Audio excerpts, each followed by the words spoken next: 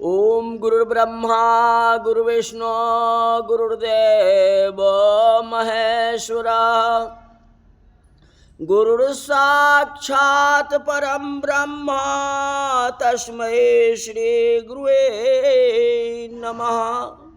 आज की कथा भागवत में अम्बरीश महाराज निर्जल एकादशी करते हैं। एकादशी के रात्रि में जागरण करते हैं। रात भर जागरण करना बड़ा कठिन है। रात्रि में ज़्यादा नहीं तो घंटा 2 घंटा भगवान का नाम अवश्य लेना चाहिए, कोशिश करना चाहिए। अगर व्रत भी आप नहीं करते हो तो कम से कम एकादशी की रात में जो है 1-2 घंटा कीर्तन कर लें, घर में कर लें या अपने गांव के मंदिर जो है उसमें एकादशी के दिन कीर्तन रख लो। जैसे आप रामायण गोष्ठी करते हैं या कुछ भी करते हैं, मंगल तो करते हैं, कहीं शनिवार होता है कहीं मंगलवार होता है। उसी तरह एक नियम बना लो जो एकादशी की रात में करनी, चाहे 8 बजे से 10 बजे कर लो या 10 से 12 या जो समय हो। अपने गांव में ऐसा सम्मत एक ऐसा बनाओ जो एकादशी के दिन भगवान की कीर्तन होना चाहिए। इससे क्या होगा, जागरण भी हो जाएगा और भगवान का नाम भी हो जाएगा। कहते एक घड़ी आधी घड़ी, अब पूरी रात कर लो तो कितनी अच्छी है। और एकादशी को अगर अष्टजाम कर लें, गांव में इतनी अष्टजाम होते हैं। हाँ, कोई धुंज है, एकादशी को शुरू करो और द्वादशी को ख़त्म कर दो। ये सबसे अच्छा है, सबको ज्ञान देना चाहिए। जो कोई भी अगर हो, अष्टजाम हो या कुछ भी हो, तो एकादशी के दिन प्रारंभ। जिसको व्रत करना होगा व्रत कर लेंगे, नहीं व्रत ही हो गया ना, क्योंकि अष्टजाम करेंगे तो प्रसाद तो खोया ही मिलेगा। और क्या मिलेगा? खोया और केला। गाँव में तो यही मिलता है, तो फलाहार तो हो ही गया। केला ही खा लो, नहीं 1 दर्जन, क्या होगा? रोटी खाने से कोई फायदा मत का। पूरी रात कीर्तन अष्टजाम करो, सीताराम हरे राम जय शिव शंकर, कुछ भी करो, हो जाएगी ना जागरण। एकादशी भी हो जाएगी ना। चाहोगे तो क्या नहीं हो सकता है, बताओ। दक्षिण भारत में पंढरपुर है। पंढरपुर में श्री विठल नाथ जी महाराज एकादशी की रात्रि में जागते। भगवान का शयन नहीं होता है। भगवान के सन्मुख कीर्तन भक्ति का आदिपीठ पंढरपुर है। कीर्तन भजन होते रहते। नामदेव महाराज, तुकाराम महाराज, एकनाथ महाराज, विठल नाथ जी रात भर कीर्तन करते थे। भगवान कीर्तन सुनते थे। पंढरपुर की कीर्तन परंपरा आज भी अखंडित है। हजारों वर्ष हो गए, कीर्तन भक्ति वहां छिन्न भिन्न नहीं हुई, आज तक अखंडित चल रहा है। अयोध्या में भी जाकर के देखें तो अखंडित है, राम का धुन चलता रहता है। कहीं न कहीं पूरी अयोध्या में अष्टजाम चलता रहता है, राम धुन चलता रहता है कहीं। पंढरपुर बैकुंठ धाम है, क्योंकि नित्य दिन भगवान का कीर्तन होता रहता है। वो बैकुंठ वही हो गया। अयोध्या मेरा बैकुंठ धाम है। कभी जो है राम का धुन बंद नहीं होता है। कभी उठोगे तो माइक से आवाज सीताराम सीताराम का आएगा। हाँ, तो जहाँ भगवान का धुन हो तो वही तो बैकुंठ है। ना हम बसामी बैकुंठे अजोगी नांग हृदय नभे मद भक्ताए तत्र गायंती। प्रेम से जो भगवान का गुणगान करता है तत्र तिष्ठामि नारद, नारद में वहीं वास करता हूँ। तो जहाँ भगवान का कीर्तन हो तो वहीं तो भगवान की बास होती है। अयोध्या में भगवान की बास है ना, अखंड कीर्तन चलती रहती है। भगवान भी एकादशी की रात्रि में जागरण करते हैं। रात भर नहीं तो घंटा 2 घंटा जग जाओ, भगवान का कीर्तन कर लो। एकादशी व्रत तो 3 दिवस का होता है, नहीं 3 दिवस है तो कम से कम 2 दिवस तो करो। 1 दिवस में दिन रात उपवास करो, द्वादशी का भोजन करो, नियम यही बनता है। इससे क्या होता है तो सात्विक शक्ति उत्पन्न होती है। एकादशी हमें सत मार्ग पर चलना सिखाता है। सुखदेव जी महाराज वर्णन करते हैं, कार्तिक शुद्ध एकादशी का दिन था। कार्तिक शुक्ल द्वादशी का दिन था। द्वारका नाथ जी की सेवा हुई, सुंदर सामग्री सन्मुख रखी गई। मालिक को मनाते हैं, ये वस्तु आपके लिए बनाया हूं, आप इसे भोजन करो। तो अद्यंग वस्तु गोविंद तुभमेव समर्पय, और महामंत्र का जाप करते हैं।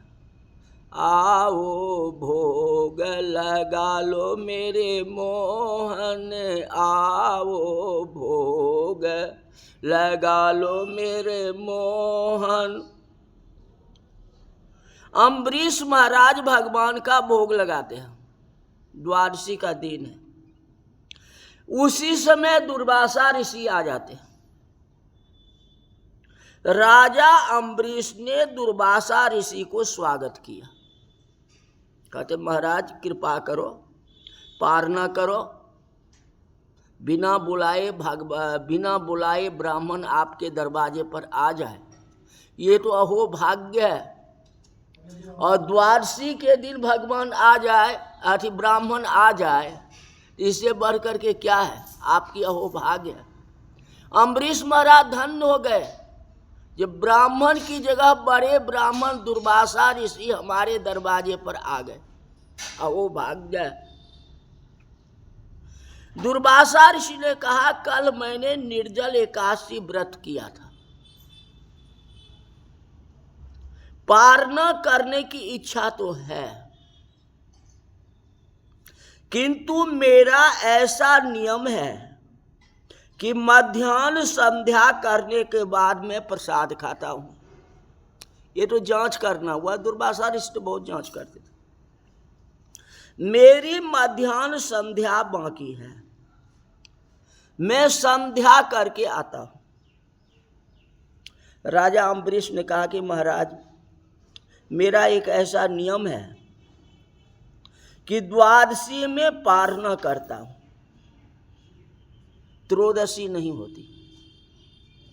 आप जल्दी आए, को मध्याह्न संध्या में तो 12 भी बज सकता है, मध्याह्न का मतलब तो वही टाइम हुआ ना, तो द्वादशी तिथि तो निकल जाएगी, तो ब्राह्मण भोजन कैसे होगा, अब मेरा पार न कैसे होगा।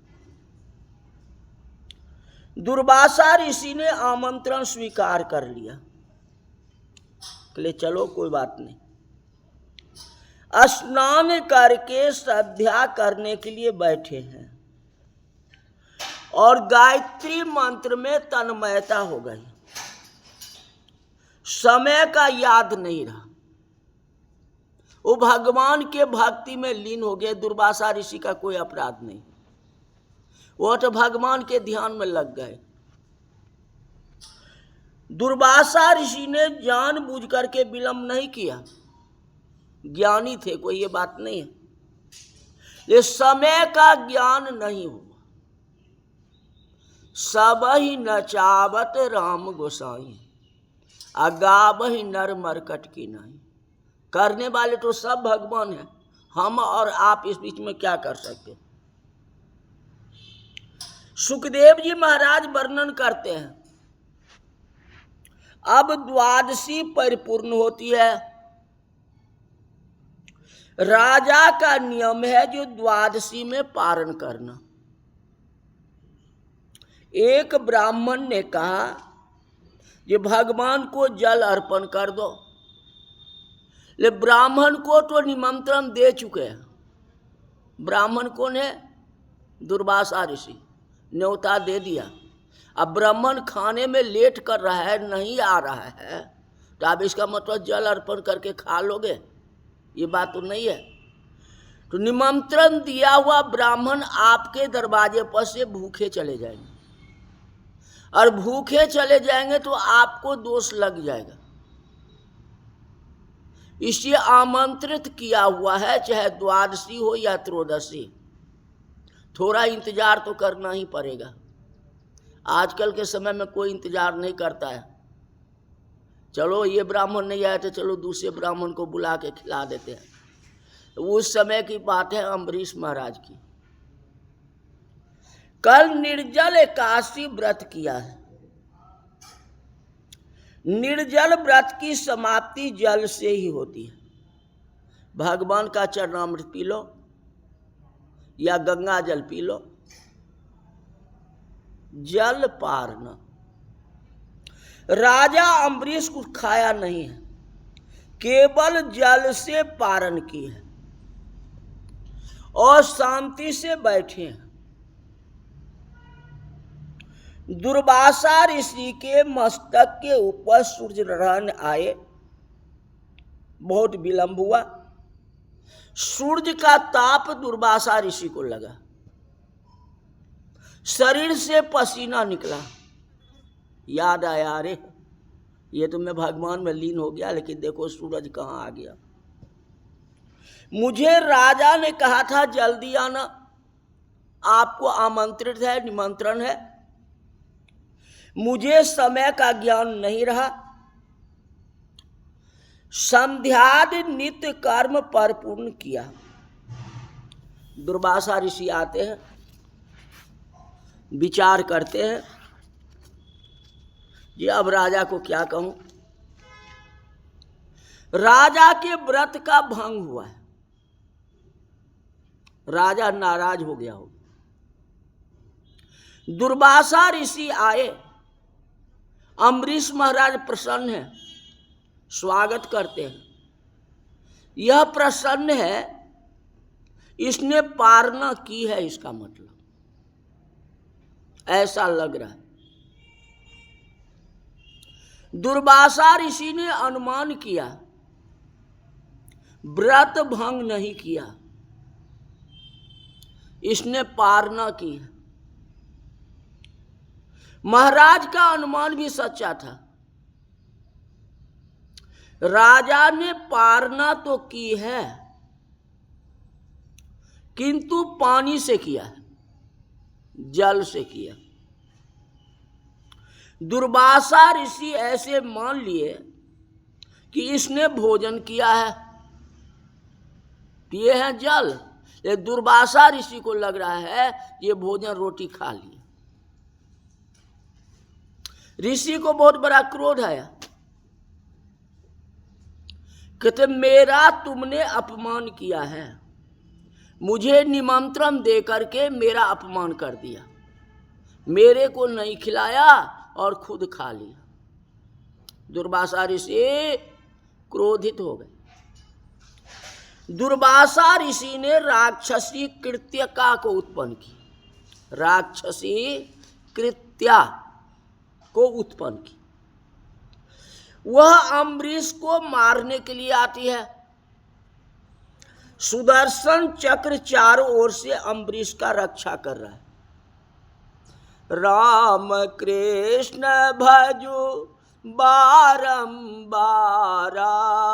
चक्र सुदर्शन है रखवाला। आप जिस देव को प्रेम से पूजा करते हैं, जिस देव के नाम का जाप करते हैं, वह देव आपके साथ में। जानकी नाथ सहाय करे तो कौन बिगाड़ सकहि नर तेरो। सर्वकाल वह आपकी रक्षा करते हैं। अम्बरीश महाराज नहीं जानते कि सुदर्शन चक्र मेरा रक्षा कर रहा है। राक्षसी जब मारने के लिए जाती है तब सुदर्शन चक्र आगे आ जाता है। और राक्षसी को जला दिया। सुदर्शन चक्र ने राक्षसी को जला दिया, कृत्या को जला दिया।